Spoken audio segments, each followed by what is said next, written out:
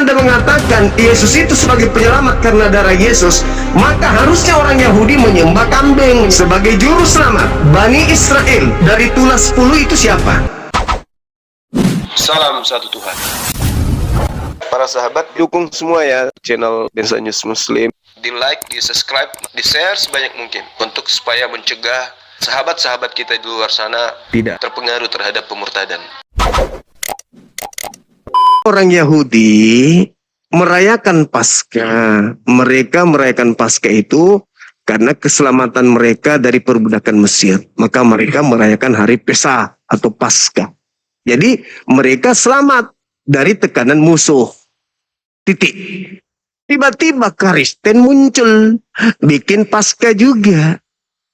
Paskahnya matinya Yesus. Oke? Jadi antara Paskah orang Yahudi dengan Paskahnya Kristen tak nyambung. Kitabnya orang Yahudi dan kitabnya Kristen juga tak nyambung. Jadi dua-duanya tidak ada yang nyambung. Supaya Jumat yang selain macam tidak nyambung atau salah. Kami memang tidak nyambung. Oke, Salah arah itu, salah arah namanya. Mau nggak saya tunjukin dalil dan ayatnya yang membuat keduanya jadi nyambung? Mau nggak? Silakan, silakan. Good, itu baru namanya diskusi. Silakan, Ya. silakan. Jadi kalau Paskah secara Yahudi itu apa yang saudara katakan berdasarkan Keluaran 12 itu adalah Keluaran 20. Keluaran 12 juga itu tentang Paskah. Go. Biar kita Ya, apa? Gimana? Silakan. Silakan. jadi makna sebenarnya di dalam Keluaran itu, saudara, adalah bahwa adanya satu kelepasan atas murka yang akan datang menimpa bangsa Israel waktu mereka sedang dalam sejarah keluaran dari Mesir menuju tanah Kanaan, kan begitu ya. Di dalam perjalanan mereka ada semacam musibah yang akan didatangkan Tuhan untuk membunuh masyarakat pada saat itu. Lalu kemudian adalah perintah dari Nabi Musa mengatakan supaya setiap orang Israel itu mengusapkan darah domba di setiap ambang pintu setiap orang Israel, agar bala itu lewat dari mereka dan tidak membunuh orang Israel. Udah, itu yang merupakan menjadi satu makna penting di dalam Paskah di dalam orang Yahudi, yaitu ada satu pengusapan darah domba setiap pintu ambang pintu bangsa Israel. Nah, supaya kemudian kita meyakini soal hubungan tadi, kita langsung kemudian konversi kepada Perjanjian Baru tentang keberadaan Yesus dan Paskah yang dirayakan oleh orang Kristen atau Katolik lah kita katakan. Kita tahu bahwa kekristenan pun yang menjadi makna hakikinya adalah Yesus itu sendiri yang sudah diyakini sebagai anak domba Allah. Bukan sekedar diyakini, tapi firman Tuhan di dalam Injil mengatakan itu, inilah anak domba Allah yang akan menebus manusia dari dosa-dosanya. Bukankah itu firman Tuhan yang kami yakini? Kecuali Anda tidak meyakininya, itu terserah. Jadi oleh karena itu, hubungan paralel karena dua peristiwa atau dua era, dua zaman itu telah terpenuhi. Jadi persamaannya ada di sana darah yang telah menjadi simbol keselamatan. Kalau di Yahudi itu darah diusapkan ke ambang pintu sehingga malapetaka yang bakal datang menjemput mereka terhindarkan. Di kekristenan, setiap orang yang percaya kepada korban darah Yesus yang tercurah di kayu salib, itulah sebagai bukti orang akan diselamatkan. Dan itulah yang diimani orang-orang pengikut Kristus. Bukankah demikian iman kita, iman orang Kristen? Kecuali saya mengatakan hal yang berbeda. Kalau soal masalahnya Anda tidak percaya, ya itulah masalah yang sesungguhnya gitu loh. Oke, itu jelas ya. Jadi sudah jelas hubungannya. Kecuali Anda tidak percaya, ya silakan. Oke. Jadi Yesus di sana seidentik dengan darah domba. Yesus darah dombanya. Ya? Itu menurut firman Tuhan. Oke. Jadi Yesus di situ domba. Kemudian Musa sebagai apa di Kristen? Musa di dalam kekristenan mulai di dalam perjanjian baru mulai mati, Enggak. mulai mati Bukan. sampai kepada Bukan. Dengar Wahyu. dulu. Di sana ada tiga pelaku. Mesir, Firaun, Musa diselamatkan menggunakan darah domba, Betul. ya kan? Nah, jadi Musa dengan umatnya, dengan domba sebagai penebus agar musuh tidak kemudian menjamah pengikutnya. Nah, kita ambil 3 poin dari Kristen. Yesus sebagai domba. Terus Kristen umatnya siapa di sini? Umatnya siapa Kristen ini? Umatnya siapa? Ayo, ngomong. Umatnya siapa? Umatnya siapa? Salah arah kalian. Bukan. Ya. Kalau tadi di Iya. dalam Yahudi, sejarah Yahudi Paskah itu Ya. seperti Anda uraikan barusan ya, betul. Nah, Bahwa orang Yahudi adalah umatnya Musa, walaupun dalam artian Ya. Musa sebenarnya umat Allah. Bangsa Ibrani itu, kaum Ibrani itu adalah umat Allah. Tetapi Musa adalah nabi yang ditugaskan Tuhan untuk menuntun bangsa Israel. Bukankah itu arti isi dalam Alkitab? Jadi, sabar, saya ulang lagi. Jadi begini, kalau pertanyaan Anda kemudian langsung Anda paralelkan ke perjanjian baru, kalau di dalam perjanjian lama umat Ibrani atau isi Yahudi adalah umatnya Musa, saya akan begitu. Lalu kalau di perjanjian baru atau di kekristenan hari ini, lalu orang Kristen itu umatnya siapa? Ya saya katakan dengan tegas, ya tetap umat Allah, walaupun mereka mempertuhankan Yesus karena Tunggu. Dengarkan dulu. Kalau tidak salah arah pasti tepat. Jadi Firaun, Musa, domba. Dombanya ini di Kristen Yesus. Musanya siapa? jadi kekristenan sudah beda dengan zaman Yahudi. Bukan menurut Juma ingin mengcopy paste perjanjian lama ke perjanjian baru. Tidak demikian. Bukan. Saya katakan pasca salah arah. Loh, Tuh. Dengar dulu. Saya ulang lagi. Firaun ini ingin membasmi umatnya Nabi Musa. Tuhan datang tuh marah. Maka Tuhan datang membunuh anak sulung. Musa diperintahkan kemudian untuk mempercikan darah. Nah, setelah dipercikan darah, diambillah binatang ini sebagai sumber darah yang dipercikan kepada rumah-rumah mereka sehingga mereka terhindar dari tulah, kan gitu. Kita lihat di sini, ini Firaun bagi Kristen siapa di Kristen itu? Firaun ini. Ini kan musuhnya Musa. Kalau di Kristen musuhnya siapa? Sampai butuh binatang untuk jadi korban. Musuhnya siapa? saya bacakan ayat untuk menjawab pertanyaanmu ya. Boleh. Bu, kalau ada Alkitab silakan buka, kalau tidak dengarkan saja. Ya, saya dengarkan. Injil yang kami yakini, Yohanes 1 ayat 29. Firman Iya, Tuhan domba. mengatakan Itu domba. demikian. Bukan itu. Jadi Yesus, Jangan orang menjawab dipotong. Boleh. inilah anak domba Elohim. Inilah anak domba Theos. Udah. Yang akan mendapatkan dosa dunia. Ada yang menyebutkan, saya Ya, silakan. menjawab, Anda mendengar Ya. dong. Oke. Yohanes Pertanyaan tidak yang nyambung. mengatakan dengan jelas, lihatlah domba Allah yang Oke. menebus dosa dunia. Ya, itu sudah masuk tadi. Berarti domba yang dipakai untuk dipercikkan rumah-rumah orang Yahudi, ini Yesus kan? Betul? Ya, simbol. Sekarang orang Yahudi, pengikut Nabi Musa, diselamatkan oleh darah domba ini kan? Ya, Apakah mereka umatnya ini menyembah domba ini? tidak. Yang menyelamatkan Anda. Terus kenapa Kristen menyembah korban? Beda, karena sudah beda. Itu makanya itu bilang pasca yang salah arah. Bukan. Anda saja yang tidak paham. Apa? Sekarang yang menjadi penembus mereka dari tulah siapa? Domba kan? Betul, memang domba. Nah, kalian menyembah korban, yaitu Yesus. Orang Yahudi tidak menyembah korban. Salah arah lagi. Bukan salah arah. Kedua, tunggu sabar dulu. Yang kedua, Nabi Musa, ini domba, ini Nabi Musa. Yesus, ini siapa? Di Kristen ini siapa? Musa ini Tunggu siapa? dulu coba. Itu kamera saya ini agak samar. Apakah Anda melihat saya samar? Enggak, biasa aja. Kok nggak jelas gitu ya? Jadi dombanya adalah Nah, ini baru jelas, kan? Yesus.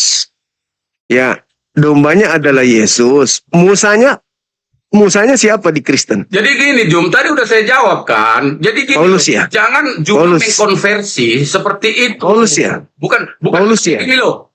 Sebentar ya. Misalnya kalau di zaman perjanjian lama itu es air itu berbentuk batuan, es batu yang mengendap ribuan atau jutaan tahun. Lalu setelah di perjanjian baru, es batu itu harus tetap seperti batu wujudnya. Oh tidak, jadi bisa seperti air.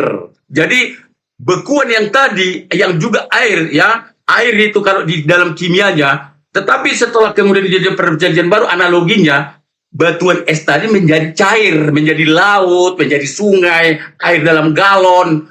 Jadi kira-kira gitu Gak nyambung. analoginya. Nggak nyambung. Dengarkan.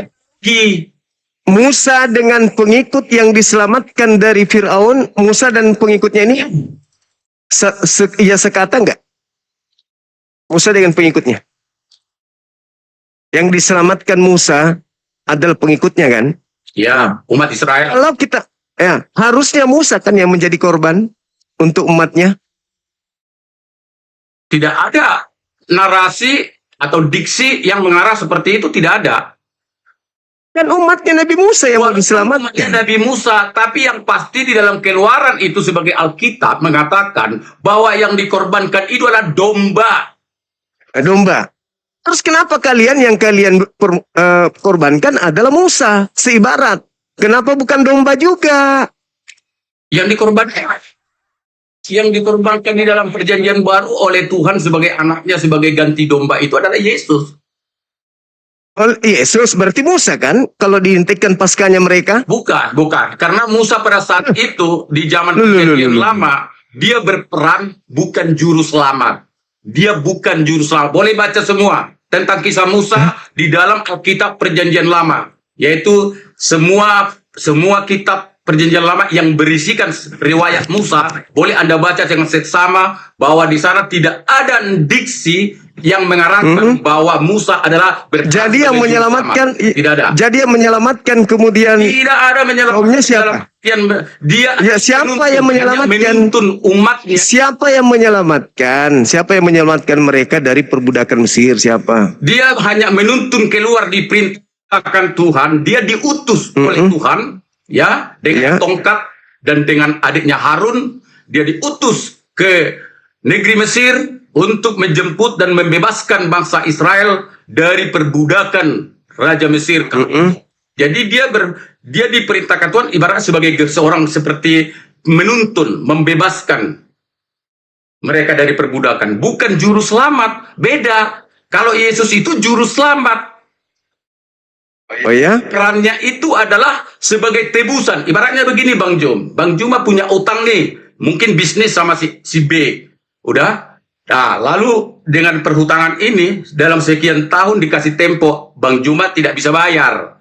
Lalu kemudian si yang mengutangkan ini pada abang mengatakan, udahlah Jum, kamu gak akan bisa bayar lah. Saya udah tahu, sampai kamu jual rumah, bini, apa semua, kamu gak akan bisa bayar. Udahlah, gini aja lah katanya kan. Saya akan ampuni utang kamu, saya akan lunaskan. Tapi yang pasti kamu harus melakukan ini dan itu dan itu. Kira-kira gitulah. Jadi karena manusia itu tidak mungkin bisa ya menyelesaikan dosanya sendiri dengan kebaikan amal atau apa namanya. Memang harus ditebus dengan darah itulah. Itulah pasti. Oke, boleh bacakan saya Yesaya 19:20, Bang? Sebentar. Iya.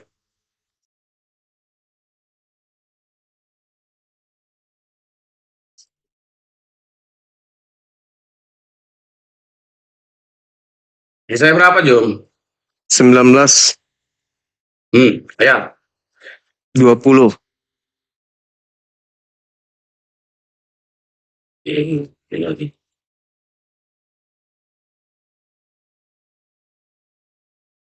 Baik.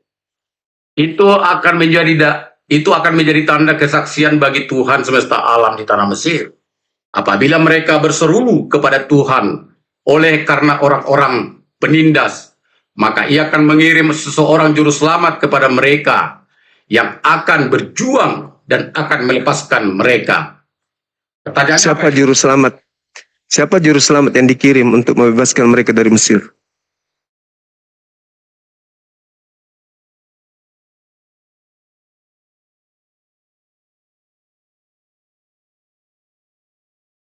Baik, di sini tidak ada Musa ya. Saya tidak akan mengatakan Musa. Kalau saya katakan Musa, di sini nggak ada tertulis Musa loh. Apakah kita Musa?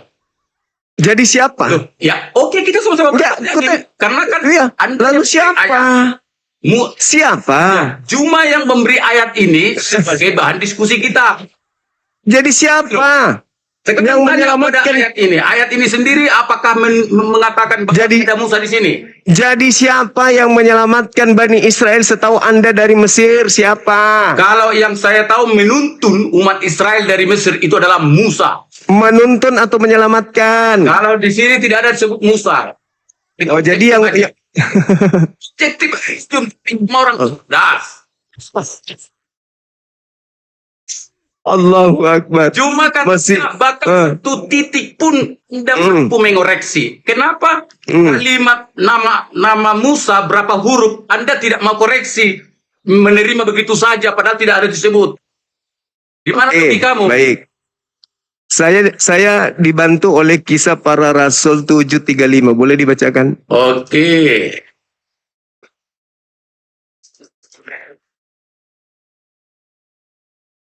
Kalau kita menggunakan logika, ya logika aja gitu loh.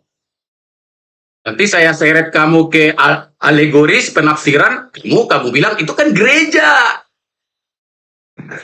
Baca aja Bang, gak usah terlalu cerewet. Bukan, karena kamu diikuti ke utara, lari ke timur. Ya sih, Anda kan bertanya, Anda kan mau mencari siapa penyelamat itu. Baca. Apa tadi? 1 Tesalonikanya apanya? Kisah Para Rasul 7:35. Ilmunya masih minim kali. Baca. 7 ya, 7 ya. Iya, Kisah Para Rasul 7 nomor 35. Musa ini yang telah mereka tolak dengan mengatakan siapakah yang mengangkat engkau menjadi pemimpin dan hakim. Musa ini juga telah diutus oleh Allah sebagai pemimpin Dan dan penyelamat oleh malaikat yang telah menampakkan diri kepadanya di semak duri itu. siapa penyelamat? Enggak bagi ada mereka? penyelamat. Juru selamat. Yang kita bahas tadi kan juru. Ingat, juru. Ini beda loh. Frasa dia beda. Ini kalau jadi harus nah, juru selamat itu beda loh.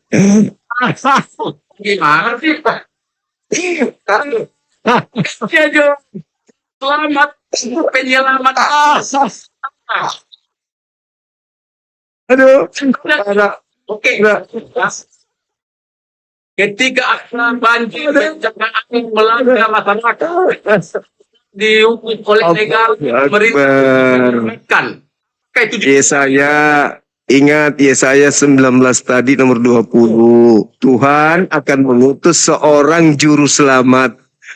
Ternyata Musa bro, tidak ada nama Musa bro. Kisah Para Rasul 7:35 tadi apa itu? Tidak ada juru Siapa selamat, nama? bro. Siapa nama di situ disebut? Tim SAR juga penyelamat. Siapa nama yang disebut tadi?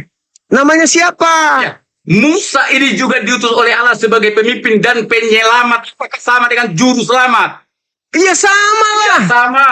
Sama juru selamat dengan bahasanya. penyelamat. Sama. Penyelamat dengan juru selamat itu sama. Kalau bahkan penyelamat, bahkan penyelamat itu, penyelamat itu jauh lebih tinggi derajatnya daripada juru. Kalau juru selamat orang oknum. Kata siapa? Kata siapa? Juru mudi. Apakah juru mudi? Juru mudi, kemudi sering bawa mobil enggak? Bisa juru mudi 2-3 orang. Tapi di sebelah saya mobil lain banyak juga juru mudi yang lain, bukan cuma saya. Mobilmu sekarang. Kan cuma masalahnya Bani Israel itu cuma satu.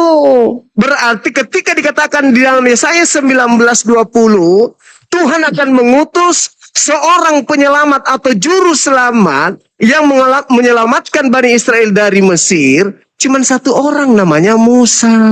Dan di ayat yang Anda kutip yaitu yang 19 tidak menyebutkan nama Musa di situ. Iya, tapi diterangkan kisah para pewarta. Lebih supaya perfect. Kisah para pewarta. Maksud saya, Kisah Jun. para pewarta sudah menyebutkan itu. Maksud saya, Anda nggak Juma. bisa bantah. Anda nggak bisa bantah. Sekarang, ketika Anda mengatakan bahwa tidak salah arah, harusnya Musa yang menjadi korban, bukan domba. Darahnya Musa yang harusnya dipercikkan di rumah-rumah orang Israel. Sekarang kutanya lagi kau, Jum. Sabar dulu. Dan ketika Anda mengatakan Yesus itu sebagai penyelamat karena darah Yesus, maka harusnya orang Yahudi menyembah kambing, menyembah domba. Karena domba lah yang kemudian menyelamatkan mereka dari tulas 10. Supaya logikamu nyambung. Kutanya Sabar dulu. sekarang. Saya dulu bertanya. Anda kan bertanya tadi, sekarang giliran saya. Oke. Yang menyelamatkan sebagai juru selamat Bani Israel dari tulas 10 itu siapa? Musa atau kambing atau domba? Di yang mana ini konteksnya? Baca ayatnya dong. Nah, saya bertanya. Tulas 10 itu adalah pembunuhan terhadap anak-anak sulung. Apa yang Tuhan jadikan sebagai dasar pijakan untuk tidak membunuh mereka? Sebagai juru selamat mereka sehingga mereka tidak meninggal apa? Ya darah tadi. Darah apa? Darah domba. Berarti juru selamatnya siapa? Juru selamatnya. Ya. Juru selamatnya adalah domba yang dikorbankan. Domba. Sekarang apakah mereka menyembah juru selamat? Kambing? Domba? Tidak mungkin lah, Jum. Udah bisa aku bertanya. Lalu kenapa Anda menyembah Ya, bisa aku bertanya. manusia yang disebut domba itu? Kenapa? Kenapa Yahudi tidak menyembah domba yang menjadi juru selamat mereka? Biar ku jawab. Oke. Sekarang aku jelaskan. Oke, diskusi yang menarik. Silakan. Saya tanya Juma sekarang. Apakah Juma secara jujur berintegritas dalam jiwamu bisa mengakui sekarang bahwa Juma bisa nggak membedakan pribadi si Musa, apalagi pribadi seekor domba, perbedaannya dengan Yesus? Bisa nggak bedakan? Beda. Jelas beda. Perbedaannya. Musa dan Yesus sama-sama juru selamat bagi Bani Israel. Sedangkan ingat, sedangkan domba itu adalah alat pendamai antara Tuhan dengan Bani Israel. Imamat 1 nomor 1 dan nomor 2. Imamat 1 nomor 2. Katakanlah kepada orang Israel apabila mereka hendak mempersembahkan mempersembahkan binatang sebagai korban penebus dosa. Ajarkan mereka, perintahkan mereka untuk melakukan domba, kambing, dan sapi. Tidak ada perintah Tuhan Elohim. Katakanlah kepada orang Kristen, orang Roma, Yunani, Belanda, Indonesia. Apabila mereka ingin mendamaikan dosanya dengan Tuhan Theos Dewa, hendaklah mereka membunuh Yesus. Kurbankan darah Yesus, tumpahkan darah Yesus. Itu nggak ada. Berarti Juma tidak memahami secara benar dan berintegritas tentang perbedaan Musa dan Yesus, domba di perjanjian lama sama Yesus. Yang saya maksud perbedaannya adalah Juma, perbedaan yang kami tanyakan adalah perbedaan secara latar belakang keberadaan tiga wujud itu. Tiga material itu. Misalnya begini, menurut Juma, sepengetahuan Juma, karena Juma sudah menggali Alkitab, ya, kalau memang benar menggali Alkitab. Bagaimana perbedaan latar belakang keberadaan Musa, baru anak domba di perjanjian lama, dengan Yesus? Bagaimana perbedaan latar belakangnya? Oke, baik. Nabi Musa, latar belakangnya dengan Yesus punya latar belakang di mata Kristen itu nggak ada hubungannya. Ingat, Musa sebagai juru selamat bagi Bani Israel yang dalam tekanan, dalam masa perbudakan. Oke? Sementara Kristen ini siapa? Kristen ini yang dibebaskan oleh darah Yesus ini, Kristen ini siapa di mata Tuhan? Kutanya dulu. Siapa Kristen-Kristen ini, orang Roma, Yunani, orang Indonesia, orang Belanda ini di mata Tuhan. Sampai Yesus harus menjadi korban tumbal untuk mereka. Kutanya dulu. Kalau itu pertanyaanmu, saya langsung tanya balik dulu. Lalu Kristen, orang Yunani, orang Romawi, orang termasuk sebagian orang Israel, termasuk Juma, termasuk orang Arab, termasuk orang Irak, Iran, dan Kuwait. Siapa di mata Tuhan? Saya jawab. Oke, saya jawab. Jawab. Ketika kemudian Nabi Musa diutus oleh Tuhan, Bani Israel adalah bangsa pilihan. Maka ketika bangsa pilihan dalam perbudakan, Tuhan mengutus Musa sebagai juru selamatnya. Lalu kemudian domba menjadi tameng agar supaya itulah yang datang anak sulung yang ada pada saat itu tidak mati. Maka Tuhan mengatakan kepada Musa, perintahkan kepada kaummu untuk mengambil darah, kemudian domba, percikkan di rumah-rumah, pintu rumah-rumah kalian, supaya ketika aku lewat, anak-anakmu tidak mati. Mereka adalah bangsa pilihan. Maka ada domba sebagai penebus mereka. Pertanyaan saya, pada saat Yesus harus jadi korban ditumpahkan darahnya untuk Kristen, siapa Kristen ini? Bukankah Kristen ini adalah bangsa yang menyembah agnostos theos, dewa yang tidak dikenal oleh orang Yahudi? Ayo, tunjukkan kepada saya pesenamu. Siapa Kristen di mata Elohim? Siapa orang Roma, Yunani di mata Elohim? Tuhannya Yahudi. Silakan. Sebenarnya pertanyaan saya tidak terjawab sama Abu tadi yang terakhir. Saya bertanya, yang bangsa pilihan Bani Israel. Di luar Bani Israel bukan bangsa pilihan. Bahkan sampai titik di mana Yesus harus tumpah darah. Oleh karena kalian mengatakan dia penebus dosa kalian. Pertanyaan saya, pada saat penumpahan darah terjadi, Katolik, Protestan itu atau cikal bakalnya adalah Roma, Yunani, itu siapa di mata Elohim? Bangsa pilihan rupanya. Bukan ke Goyim. Oke, sudah. Silakan. Iya, silakan. Karena pertanyaanmu, siapakah orang Kristen, Protestan, Katolik, Yunani, Romawi ini mata Tuhan? Siapa? Jawabannya adalah termasuk Juma. Kita sama-sama manusia yang dibutuh selamatkan karena kita penuh dengan siapa? Mana dalilnya? Mana? Kok mana dalil? Dalil mana? Dalam Alkitab. Mana? Silakan, Edis. Kalau Muridnya Edis. kalau dapat dalil kamu harus percaya ya. Masalah generasi. Ayo. Siapa orang Roma, Yunani di mata Tuhannya Yahudi sampai harus orang yang diutus dikasih mati dengan darahnya dijadikan sebagai korban tumbal untuk orang Roma, Yunani? Itu siapa mereka ini?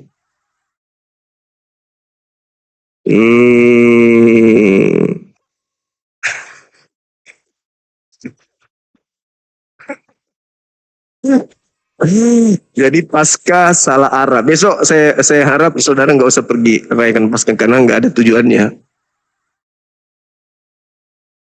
Oke. Semoga Juma terbuka hatinya. Iya. Karena saya juga tidak mau menjawab dengan asal-asalan, apalagi dengan sepertimu. Yohanes 3. Bukan. Kalau itu tentang saya yang dapat sebagai juru selamat itu. Ya, silakan. Saya akan baca dari Roma 3:23. Dijawab kenapa? Kenapa? Bagi Tuhan, bukan bagi Paulus. Siapa orang Roma, Yunani bagi Tuhan, bukan bagi Paulus. Cahaya. Dengar dulu ya. Saya akan jawab tapi begini. Kamu diskusi tidak fair kayak gini. Saya minta bagi Tuhan. Tuhannya Yahudi. Bukan bagi Paulus. 27 buku itu. 27 buku. Itu dari tamu, kawan. Itu dari tamu. Loh, itu menurut Anda terserah lah. Silakan. Iya, silakan. Dong. Silakan. Masa kamu menggiring saya harus jawab pakai yang lain? Kan lucu. Iya, silakan. Oke, jadi fair. Silakan. Tanya cerdas. Iya, silakan. Oke. Iya. Sebagaimana dikatakan dalam Roma 3:3, bahwa upah dosa adalah maut. Terus Karena kenapa? Ini diambil dari sumbernya Kejadian juga ya, pasal 3. Sejak kejatuhan manusia dalam dosa, Kejadian 3. iya, Hubungan manusia dengan Tuhan telah rusak. iya. Udah, Gak ada dalilnya padahal. termasuk Juma dan nenek moyang Juma, kakek buyut Juma di dalamnya. Ya. Termasuk. Sekarang cerita ini, orang cerita. Ayat Tuhan yang kami yakini. Mana dalilnya? Kau bacalah Roma 3:23 dan kau baca Oh, Kejadian 3 kejatuhan manusia dalam dosa. Biar jelas Kejadian bedanya. 3. Kejadian 3 yang mana? Kejadian 3 Alkitab Perjanjian Lama Kejadian 3 itu Yang dikutuk di kejatuhan Kejadian manusia dalam 3 dosa. itu. Kejadian 3 yang dikutuk itu iblis. Yang dikutuk antara lain iblis. Nah, tanah. Apa namanya? Tanah. Dikutuk. Mana ada? Dalam Fitnah itu. Perjanjian Lama kami, Fitnah. dalam Perjanjian Lama kami sebagai Alkitab kami, ya Fitnah kami dengar dulu, kami meyakini Alkitab sebagai sesuatu yang kami tidak bisa bantah tentang kejatuhan manusia. Mana? Saya jelaskan dulu tentang kejatuhan manusia, ya di dalam pasal 3, waktu manusia yaitu Adam dan Hawa. Mana kutukan Tuhan kepada Hawa mana? Saya baca, dengarkan. Oke, Sebentar. silakan. Kalau itu permintaanmu, bacakan ayatnya, baru saya mau gitu loh. Bacakan. Bentar. Tapi ulangi dari data 14-nya ya. Apa? Dari 14. Dari 14. Iya. Ini Kejadian 3 ya. Kita masuk dulu ke Kejadian 3 tentang kejatuhan manusia dalam dosa. Iya, perikop yang salah. Manusia jatuh ke dalam dosa ya. Itu Kejadian 3 ya. Adam, itu perikop yang salah dibuat-buat itu. Jangan dulu masuk ke penafsiran ya. Itu Sana aja yang berbeda, menafsir. bro. Perikopmu itu yang menafsir. Iya, terserah lah. Adam itu. Udah beda, bro. Ya, baca dari 14-nya kalau gitu. Kita bicara Biar kita konteks. dengar. Iya. 14 kita mulai biar kita tahu Jangan semuanya. berkata mana kutukannya untuk manusia. Iya, Jadi, baca dari tinggal aja 14. itu yang ular.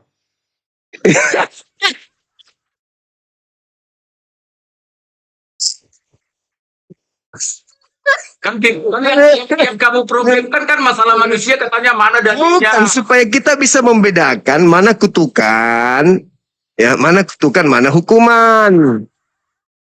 Ayo. Oke, saya mulai dari Silakan. 16 ya, bro. 14-nya nggak mau dibaca. Kalau memang kamu ingin sekali mendengar, tidak ada masalah. Ya. Iya, baca. Oke, baik. Saya mulai dari 16 saja. Biar nanti Ya. penonton pun dia nggak dipikir saya ada udang di balik batu seperti Juma ini. Yes. Pula yang salah. Yang baca dia yang bawa. Silakan. Demikian firman Tuhan. Kejadian 3 yang 14 sampai berikutnya lah ya. Lalu berfirmanlah Tuhan Allah kepada ular itu. Karena Ular. engkau berbuat demikian, terkutuklah engkau. Bahasa kutuk pun ada ya. Ini bahasa aslinya, bahasa Ibrani nih, boleh Anda cek. Karena engkau berbuat demikian, terkutuklah engkau di antara segala ternak, di antara segala binatang hutan. Dengan perutmu lah engkau akan menjalar, dan debu tanah lah akan kau makan seumur hidupmu. Ayat 15. Aku akan mengadakan permusuhan antar engkau ini maksudnya ular, dan perempuan ini maksudnya Hawa. Antara keturunanmu dan keturunannya, maksudnya keturunan ular dan keturunan si Hawa. Keturunannya akan meremukkan kepalamu. Kepala ular maksudnya. Dan engkau Hawa akan meremukkan tumitnya. Firmannya ayat 16 kepada perempuan itu, susah payahmu waktu mengandung akan kubuat sangat banyak. Dengan kesakitan engkau akan melahirkan anakmu. Dan ternyata sampai detik ini perempuan, termasuk ibu Juma, kesakitan melahirkan anaknya, termasuk melahirkan Juma ini. Namun engkau akan berahi kepada suamimu dan ia akan berkuasa atasmu. Jadi satu kutukan untuk manusia, yaitu perempuan ya, jelas. Dan firmannya kepada manusia itu, dengar, firmannya kepada manusia itu, saya lagi mempertanggungjawabkan dalil ini sesuai tuntutan, tolong dengarkan baik-baik. Lalu firmannya kepada manusia itu, karena engkau mendengarkan perkataan istrimu dan memakan dari buah pohon yang telah kuperintahkan kepadamu, jangan makan daripadanya, maka terkutuklah tanah karena engkau. Dengan bersusah payah engkau akan mencari rezeki dari tanah seumur hidupmu. Bukankah kita sekarang susah cari rezeki, bos? Tapi Yesus sudah tebus, kenapa masih susah? Tunggu dulu. Kita ke sini. Jangan lari dulu ke situ. Makanya Masalah. denganmu ada udang di balik batu. Hancur. Ayat 18 Jom. Dengar. Ya. Semak duri dan rumput duri yang akan dihasilkan bagimu. Tumbuh-tumbuhan di padang akan menjadi makananmu. Dengan berpeluh engkau akan mencari makananmu sampai engkau kembali lagi menjadi tanah. Karena dari situlah engkau diambil. Sebab engkau debu dan engkau akan kembali menjadi debu. Termasuk si Juma jadi debu nanti. Termasuk nenek moyangnya. Bukankah ini suatu fakta yang tak bisa kau bantah? Terus kutukannya mana? Kutukannya mana kepada? Bukan, semua itu kutukan. Siapa yang dikutuk di situ? Aduh, pertanyaanmu seperti tanah. Kau ini, seperti TK kau ini. Yang dikutuk di situ tanah. Kalau kau Yang dikutuk, sudah mentok, yang dikutuk tanah. Di perdebatan ini bilang kalau kau udah Yang dikutuk iblis, yang dikutuk tanah. Yesus datang nih menebus. Apa yang ditebus? Kutuk. sekarang Berarti- apa mau ke zaman Yesus? Saya siap. Tunggu. Berarti Yesus menebus kutuk. Kutuk apa? Kutuk yang iblis. Berarti iblis sekarang tidak dikutuk lagi karena Yesus sudah tebus. Yang kedua, Coba yang kedua. dulu ini. Ada ini pendukungmu. Emosi otak katanya. Siapa yang emosi? Kita aja ketawa-ketawa. Justru penonton ini yang emosi ku tengok. Ketika Yesus itu kemudian datang mati di atas salib untuk nebus kutuk. Kenapa wanita melahirkan masih sulit? Kenapa laki-laki masih susah cari kerja? Jadi apa fungsinya Yesus ini mati? Lagi pula Roma 8 nomor 10 di situ Udah dikatakan, terbalik otakku Jom. loh, Yesus mau ngapain Yesus turun ke bumi? Ngapain dia menebus? Apa yang ditebus Yesus? Bagi otakku Jom. Coba agak. Apa yang ditebus Yesus? Minum air dulu. Biar lu. Apa yang ditebus Yesus? Dosa apa yang ditebus Yesus? Kutuk apa yang Yesus tebus? Kepada penonton-penonton yang 5,2 ribu ini ya, ini si Jumo terbalik otaknya. Dia cerita tentang kejadian pasal 3, kejatuhan iblis, kejatuhan manusia dan dikutuk Tuhan. Tapi dia cerita tentang akibat Yesus sebagai korban menebus manusia yang 2000 tahun lagi baru muncul. Kan aneh ini orang. Yang tadi ke kejadian 3 siapa? Saya ya? Loh. Bukannya situ. Kejadian 3 tadi kan saya sebut tentang bagaimana manusia di hadapan Allah. Karena pertanyaan, Ya. bagaimana orang Yunani, orang Roma, orang Kristen, Katolik, Protestan, Terus? ketentuan. Oke. Saya ambillah. Oke, Saya kutip ambil itu. itu. Ya. Oke, sekarang Yesus turun untuk menebus manusia-manusia kan?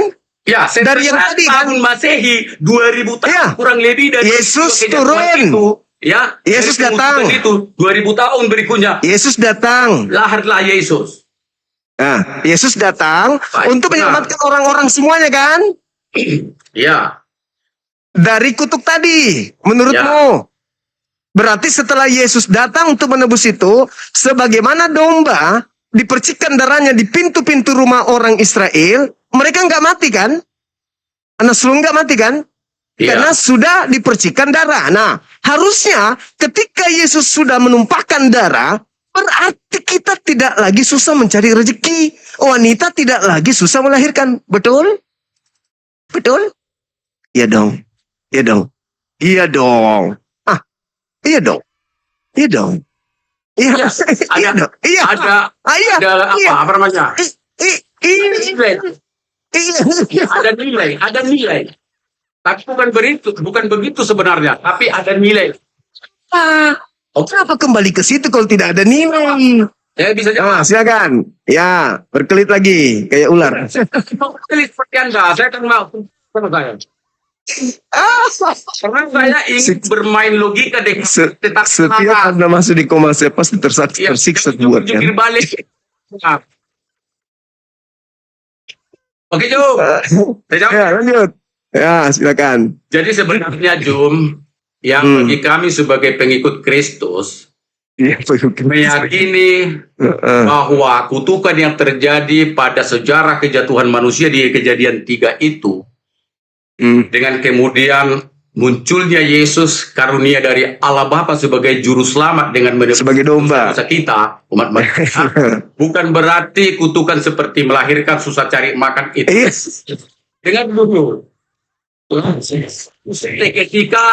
Seketika berubah seperti yang Anda maksud, tapi itu kaitan dengan berikan saya Aduh, Bara. kaitan dengan adalah penebusan terhadap dosa-dosa manusia yang selama ini menjadi pemisah bagi manusia dengan Tuhannya. Tapi setelah ditebus dengan darah anak domba yang disimbolkan oleh Yesus Kristus itu, memulihkan kembali hubungan yang telah terputus di Kejadian 3 itu tentang kejatuhan dosa itu. Jadi memulihkan kembali hubungan. Jadi ingat, yang saya tegaskan bukan saya ya. Nanti kamu bilang saya beropini. Yang ditegaskan firman Tuhan itu, yang ditegaskan oleh firman Tuhan adalah hubungan manusia yang berdosa dengan Tuhan, ya, sehingga terciptalah hubungan, yaitu di mana ada Allah di dalam diri kita. Itulah arti Immanuel, Allah beserta kita, Allah ada di dalam diri kita.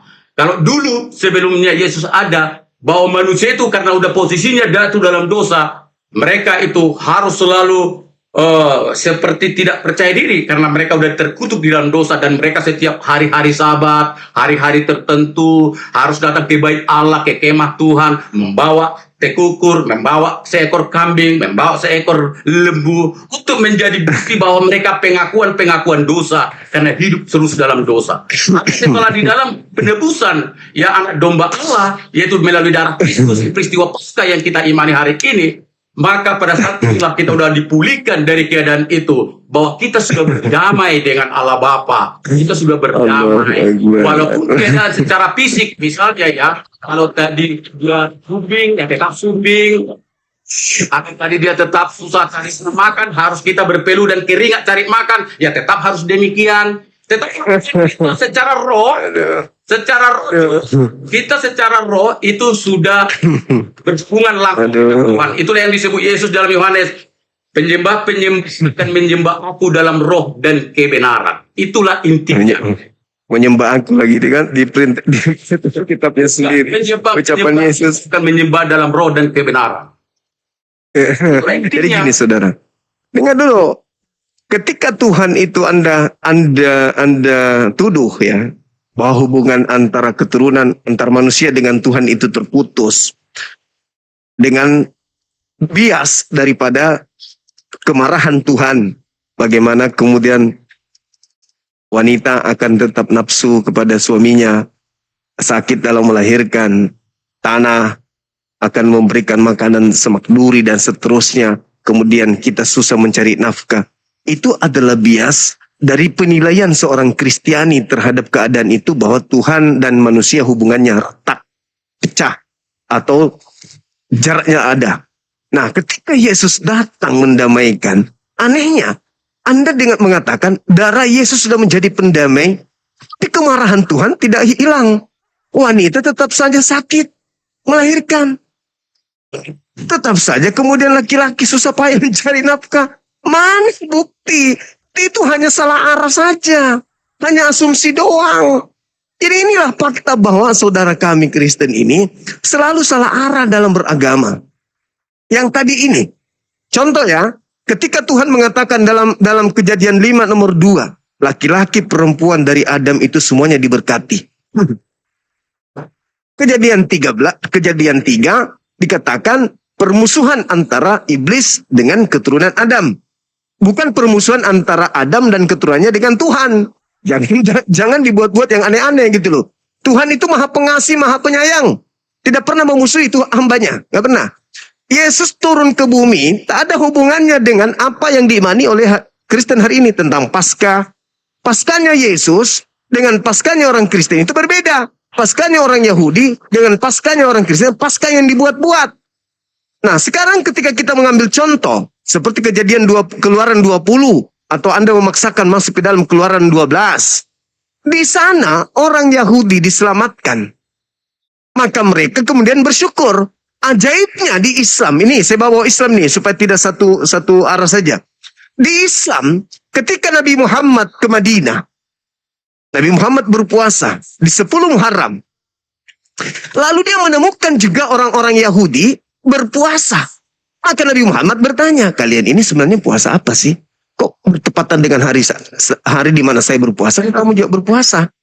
Ternyata di dalam kitab Keluaran 12, mereka juga diajarkan pada tanggal 10 bulan ini, diambillah kemudian oleh masing-masing seekor anak domba. Ternyata di tanggal 10, di bulan yang dimaksud Bani Israel, di Keluaran 12 itu sama dengan tanggal 10 Muharram di Islam, di mana mereka, Nabi Muhammad, juga berpuasa. Namanya puasa Asyura, memperingati Nabi Musa ketika selamat dari perbudakan Mesir, dari kejaran Fir'aun.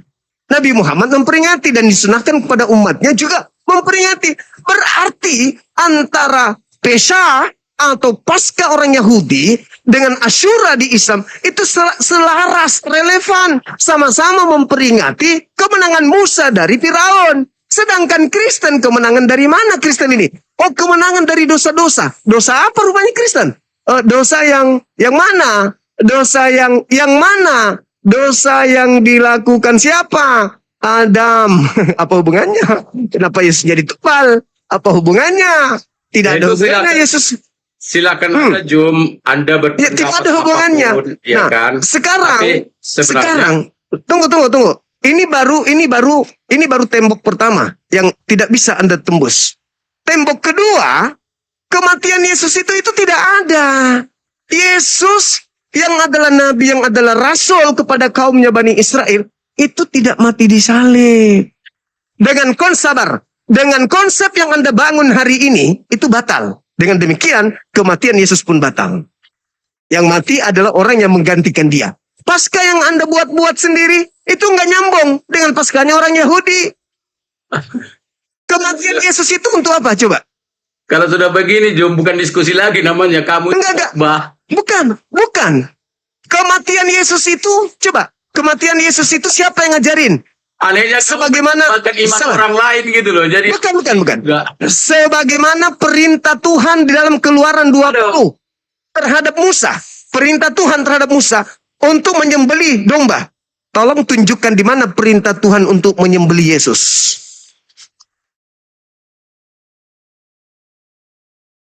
Mana? Yang mengatakan sahabat cuma ada perintah mengatakan menyembelih Yesus siapa? Sebagaimana Paskahnya orang Yahudi, Nabi Musa disuruh menyembelih domba. Sebagaimana Kristen cocokologi, Yesus adalah domba. Jangan Tunjukkan perintah. cocokologi, justru Anda yang mencocokologi kalau begini tipemu. Tunjukkan di mana perintah Masa kami Elohim. disuruh mencocokologi? Tunjukkan di mana Kami kemudian hanya mengatakan Elohim. apa yang ada di firman Tuhan. di mana Elohim meminta untuk membunuh Yesus demi dosa dunia itu di mana? Karena begitu besar Allah akan dunia ini sehingga ia mengaruniakan anaknya yang tunggal supaya Untuk barang siapa yang percaya padanya akan Percaya. diselamatkan. Itulah Percaya kan? Bukan ditumbalkan. perintahnya. Yohanes dipercaya. 3 ayat 16. Dipercaya atau ditumbal? Kami kan mengatakan firman Tuhan. Iya, dipercaya atau ditumbalkan. Proses penyaliban atau ditumbalkan atau apalah istilah bagimu, yang pasti dia wafat di kayu salib dan tumpah darahnya saat dilakukan siksaan oleh pihak-pihak raja-raja Kaisar Romawi, prajurit-prajurit Romawi kala itu, Oke. dan menyebabkan darahnya tumpah dan kemudian Oke. dia mati, lalu kemudian Oke. diturunkan dari salib, lalu Oke. dia dikuburkan ke dalam kubur, Oke. dan sampai 3 hari 3 malam lalu dia Oke. bangkit. Oke? Nah, sekarang hidup mana kembali. mana informasi dari Elohim untuk perintah membunuh Yesus? Tunjukkan. Kami sebagai umat Kristen tidak pernah mengatakan ada perintah Allah menyuruh untuk menyembelih Yesus. Tidak pernah. Berarti nggak ada. Tadi yang saya bacakan sama Berarti Juma, tidak ada. yang ada di dalam Lukas Berarti tidak ada. dikatakan, inilah anak domba, inilah dalam akan menebus umat manusia, umat dosa dari. Jadi nggak ada. Nggak ada dari Elohim. Nggak ada. Hah? Nggak ada. Nggak ada dari Elohim. Tidak ada bahasa dari Elohim seperti yang ada. dengan Dhamma. Itulah makanya aku bilang Paskahnya salah arah. Karena perkataan Elohim, bagaimana cara Allah merencanakan sesuatu yang akan ditindaklakukan, ya bukan seperti Juma berbicara kan? Masa Juma sebagai manusia menginginkan Masa Juma sebagai manusia biasa yang terbuat dari tanah mengharapkan Allah harus mengikuti konsep berpikirmu dalam Allah melaksanakan rencananya kepada manusia. Kan nggak sehingga Bukan- serendah itu Tuhan di matamu. Nggak mungkin. kan? Bukankah Anda yang membuatnya? Saya tidak, Anda yang membuatnya sehingga Yesus harus menjadi tumbal dosa-dosa Karena kalian. Anda tadi Jumat tadi bilang. Anda yang membuatnya, bukan saya. Karena Jumat tadi Keluaran- di mana Allah memerintahkan kan begitu untuk disembelih Yesus kan begitu ya. Padahal kami tidak pernah Alkitab tidak pernah ada menulis seperti demikian. Berarti dasar pijakan Anda itu apa? Dasar pijakannya adalah janji Paulus. firman Tuhan yang ada di dalam Alkitab yang mengatakan bahwa Yesuslah ya domba Allah yang akan menebus dosa manusia. Baru 1 Korintus 3. Itu siapa? Tadi. Siapa yang mengatakan itu? Ya firman Tuhan yang kami yakini. Siapa? Tuhan yang mana? Jadi kalau sudah pertanyaan Juma begini, itu namanya sudah nggak nyambung. Ya enggak, Tuhan yang mana? Kan cuma satu Tuhan yang benar itu. Tuhannya Ya. Yahudi. Jadi gini, kalau kamu kata Tuhan Tuhannya yang mana, Yahudi enggak? Bagi kami Tuhannya Tuhan, Yahudi. bagi kami Tuhan itu kalau di dalam perjanjian kurios, ya. Iya, siapa Tuhan yang Tuhan yang mengatakan maha itu? kuasa, Tuhan yang maha kuasa. Siapa? yang berkuasa segala-galanya. Berarti Tuhannya Yahudi kan? Tuhan Allah Bapa di surga yang mengambil rupa Nah, menjadi itu mana dalilnya? yang Coba mengambil tunjukkan. rupa menjadi manusia. Tunjukkan di mana Tuhannya Yahudi mengatakan itu. Silakan. Tuhannya Yahudi. Iya. Iya dong. Maksudnya Kan Tuhan saya yang Yahudi punya. ini kira-kira tujuanmu apakah harus Yahweh sesuai yang Iya dong. Lalu Oh, siapa? Lalu Jadi, siapa? Lalu Saya tanya dulu Juma. Juma ini kan begini. Iya, siapa? Juma tahu nggak Ah. bahwa kalimat kurios penyebutan kepada Tuhan dalam perjanjian baru ya bahasa Yunani koine itu tahu nggak itu penerjemahan dari mana? Terjemahan dari bahasa apa itu? Kurios. Tahu nggak? Yunani. Dari situ aja Juma tidak paham. Jadi kurios itu apa? Oke, baiklah. Beginilah kalau baru silakan. enak. Ketika tidak Silakan. nanya, Ya, jangan silakan. tahu. Iya, silakan. Yunani kurios itu bahasa Jadi apa? Coba? bahasa kurios yang kalau dalam bahasa Yunani koine itu diterjemahkan dari bahasa asli di dalam perjanjian Septuaginta yang berkata theos. Theos sama dengan YHWH atau disebut istilah seringnya adalah Yahweh. Ya. Coba. Yahweh penyebutan Yahweh atau Theos itu dari Coba. Septuaginta Di mana? diterjemahkan ke dalam perjanjian baru dalam bahasa Yunani koide itu merujuk Coba. kepada penguak, makanya sering juga disebut Tuhan atau bahasa Inggrisnya Di mana itu? Di mana tertulis? disebut Lord. Di mana tertulis bahwa orang-orang Yahudi menyebut Tuhan mereka dengan sebutan Theos itu di mana tertulis? Itu kan orang-orang Yunani Romawi yang mencocok-cocokkan itu. Artinya gini Jum, kalau Juma kemudian lalu terus merasa secara karakter berpikir yang a priori setiap perkataan orang bagimu adalah salah, maka Bukan salah. Lucu Anda ini. Diskusimu adalah diskusi yang Lucu kosong Anda ini. dan hanya ingin Lucu. mendapatkan apa namanya follower atau give atau apa, hanya itulah tujuanmu berarti. Kenapa giliran Anda tersanggup lantas menuduh saya? Tidak. Tidak. Kalau misalnya Di mana orang Yahudi? Di mana orang Yahudi harus dialog menyebut Elohim, menyebut Elohim dengan sebutan Theos itu di mana? Itu kan sanggahan kalian aja. Di mana? Itu firman Tuhan yang kami yakini loh. Bagaimana? Di mana Tuhannya orang Yahudi berfirman begitu? Di mana? Yang mana maksudmu di mana? Yang mana satu? Iya. Yesus harus menjadi penebus dosa. Manusia menjadi penebus dosa. Di mana Elohim mengatakan itu?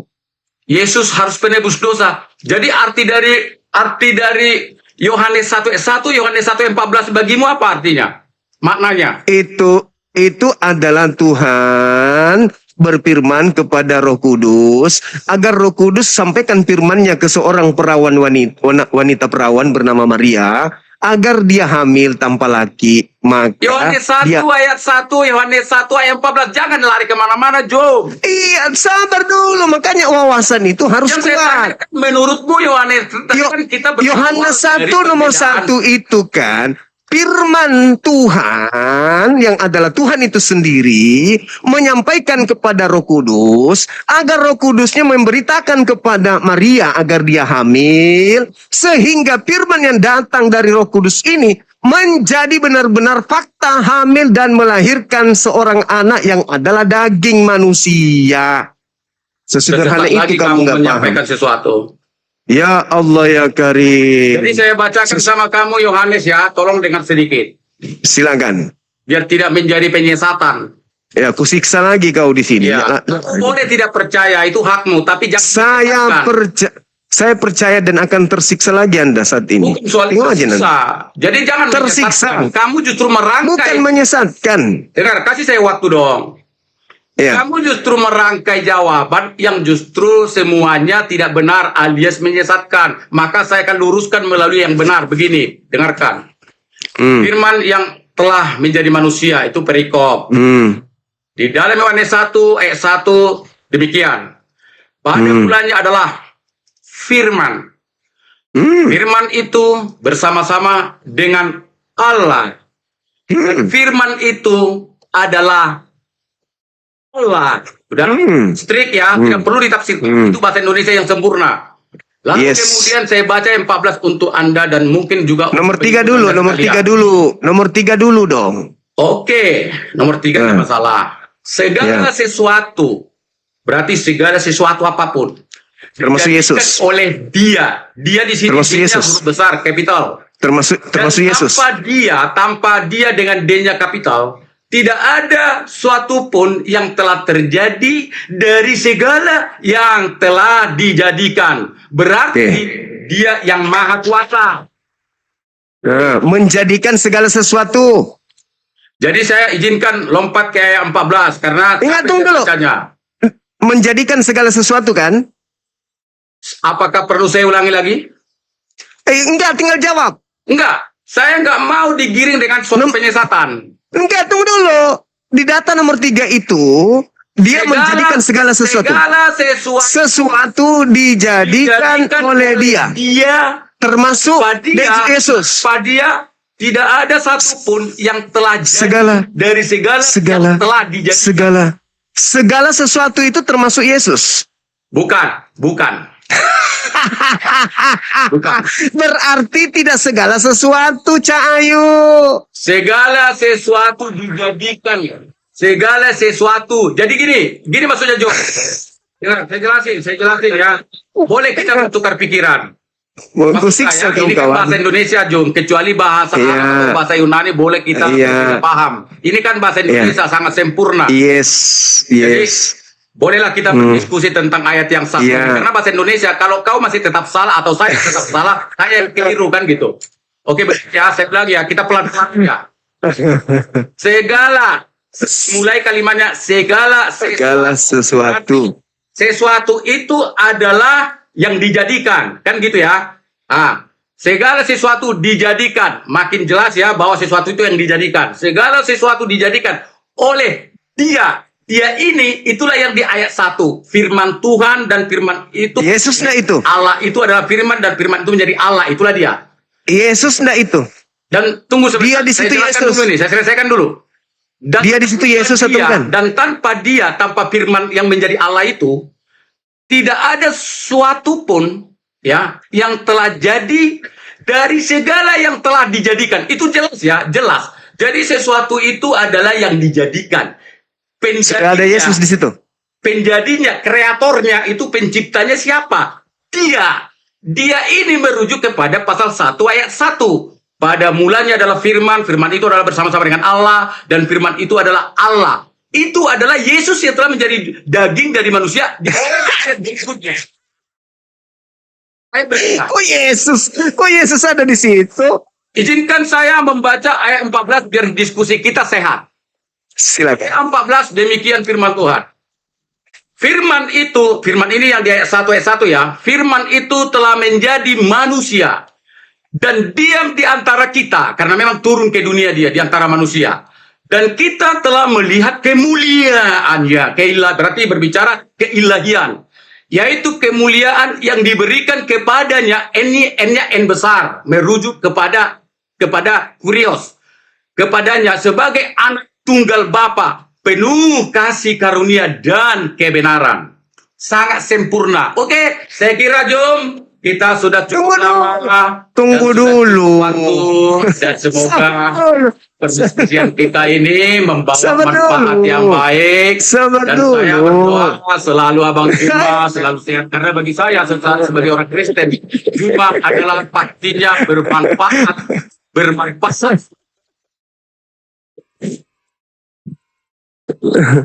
Satu kali dulu saya menjelaskan. Kasih sesi sekali dulu saya menjelaskan. Biar Anda tahu, Anda salah paham gitu loh. Bisa tetap eksis, tetap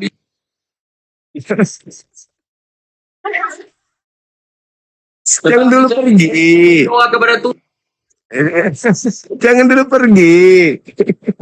Mungkin hari ini ya kan? Di sini dulu. Tapi ya itu. Jangan pergi dulu. Kita coba yang agak sehat dan fair.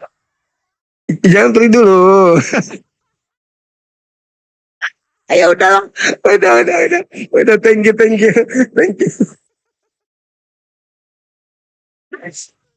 Oke.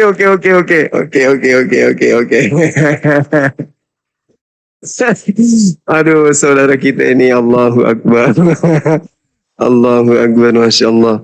Sebenarnya jawabannya itu sangat gampang, teman-teman sekalian. Jawabannya di situ sendiri. Jadi aku bilang tadi saya akan nyiksa Anda. Saya akan nyiksa Anda dengan tema Yohanes 1 dan Yohanes 1 nomor 1 dan 14 ini. Di data 3 itu kuncinya. Dan segala sesuatu dijadikan oleh Dia. Dia siapa ini? Apakah Yesus? Enggak. Yesus tidak termasuk di situ. Yesus di situ adalah segala sesuatunya. Segala sesuatu masuk dalamnya adalah Yesus. Maka Yesuslah yang diciptakan oleh firman tersebut. Apa buktinya? Sabar dulu Bang, 1 menit. Apa buktinya? Nih kita uji. Ketika Allah bersama dengan firman, kalam, sifat. Pada mulanya firman bersama dengan sifatnya. Pada mulanya Allah bersama dengan sifatnya. Tidak pernah berubah sifat itu. Sifat kalam itu sifat berkata-kata yang dimiliki oleh Allah. Dengan sifat berkata-kata itulah Allah menjadikan segala sesuatu. Innama amruhu idza arada syai'an ayyakula lahu kun fayakun. Sama seperti Mazmur 33 nomor 9, Yesaya 55 nomor 11. Hanya berkata jadi, berkata ada, berkata itu yang terjadi. Nah, apakah kemudian pada saat Allah bersama dengan sifat kalamnya memiliki satu kehendak atau dua kehendak? Jawabannya satu kehendak. Orang Kristen pasti mau mengaku itu. Bahwa Tuhan itu hanya ada satu kehendak. Tidak mungkin dalam diri Tuhan ada dua kehendak. Ketika Tuhan ada dua kehendak, yang Tuhan mengatakan satu, aku ingin menjadikan bumi bagian timur hujan hari ini. Yang satu bilang, jangan dong, jangan. Kenapa? Di situ banyak orang lagi melahirkan. Jangan ya. Tidak mungkin itu terjadi kalau dua kehendak kan akan bertentangan. Tuhan itu hanya satu kehendak. Nah, coba Anda lihat dalam Yohanes 8 nomor 42. Itu kuncinya. Apa kata Yesus? Aku keluar dari Bapa, aku datang dari Bapa, aku keluar dari Bapa, dan aku datang bukan atas kehendakku sendiri. Jedar. Jadi kesalahan fatal yang dilakukan oleh saudara kita Kristen, khususnya yang tadi, ketika dia mengatakan Bapa menjadi manusia. No. Kalau Bapa menjadi manusia, tanya Yesus. Yesus, sini. Kamu jadi manusia itu kehendakmu sendiri atau bukan? Bukan. Aku tercipta tiba-tiba saja jadi laki-laki, lahir dari seorang wanita bernama ini, di tahun sekian, itu bukan atas kehendakku. Tiba-tiba saja aku disuruh turun ke bumi, diciptakan di bumi untuk menjadi seorang nabi dan rasul. Bukan kehendakku.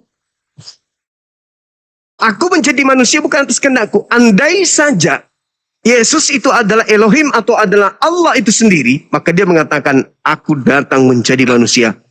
atas kehendakku sendiri. Itu baru dia Tuhan itu sendiri. Tapi ternyata mohon maaf, aku datang bukan atas kehendakku sendiri. Dengan demikian, Anda salah memahami tentang Yohanes 1 yang memang hanyalah filsafat himne Platonius.